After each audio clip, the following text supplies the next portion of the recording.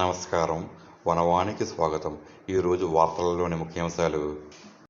అల్లూరి సీతారామరాజు జిల్లా రంపచోడవరం సమీపంలో ఘోర రోడ్డు ప్రమాదం చోటు చేసుకుంది.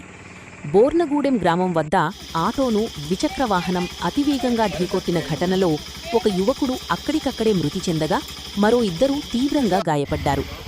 వివరాల్లోకి వెళితే రంపచోడవరం నుంచి జీడిపాలెం వైపు ప్రయాణికులతో వెళ్తున్న ఆటోను దావనపల్లి నుంచి రంపచోడవరం వస్తున్న ద్విచక్ర వాహనం బోర్నగూడెం వద్ద బలంగా ఢీకొట్టింది.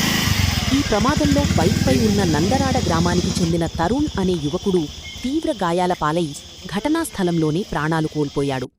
ప్రమాదం జరిగిన వెంటనే స్థానికులు 108కి సమాచారమందించారు. అంబులెన్స్ సిబ్బంది హుటాహుటిన అక్కడికి చేరుకుని గాయపడిన మరో ఇద్దరిని రంపచోడవరం ఏరియా ఆస్పత్రికి తరలించారు. ప్రస్తుతం వైద్యులు వారికి చికిత్స అందిస్తున్నారు. హైదరాబాద్లో ఉంటున్న తరుణ్ ఇటీవలే తన స్వగ్రామానికి వచ్చాడు.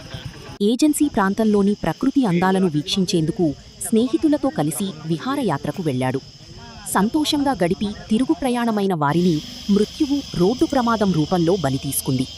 ఈ ఊహించని విషాదం చోటు చేసుకోవడంతో తరుణ్ కుటుంబ సభ్యులు కన్నీరు మున్నీరుగా విలపిస్తున్నారు. చేతికొచ్చిన కొడుకు అనంతలోకాలకు వెళ్లడంతో నందరాడ గ్రామంలో విషాద ఛాయలు అలుముకున్నాయి. ఏజెన్సీ ప్రాంతాల్లోని ప్రమాదకరమైన మలుపులు, రహదారులపై సరైన అవగాహన లేకపోవడం మరియు యువత అతివేగంగా వాహనాలు నడపడం వల్లే తరచుగా ఇలాంటి ప్రమాదాలు జరుగుతున్నాయని స్థానికులు ఆందోళన వ్యక్తం చేస్తున్నారు. ఈ ఘటనపై సమాచారం అందుకున్న పోలీసులు కేసు నమోదు చేసుకుని దర్యాప్తు ముమ్మరం చేశారు.